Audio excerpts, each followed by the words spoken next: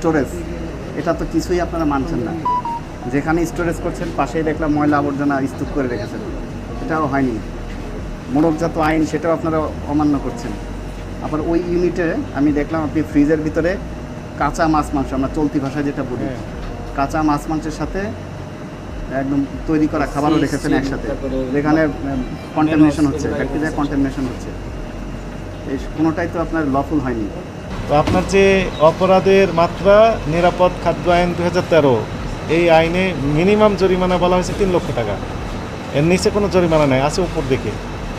তো আমরা যে ভোক্তা সংরক্ষণ আইন 2009-এর একটি ধারায় আমরা আপনাকে সতর্কতামূলকভাবে 1 লক্ষ টাকা জরিমানা আরোপ করা হলো।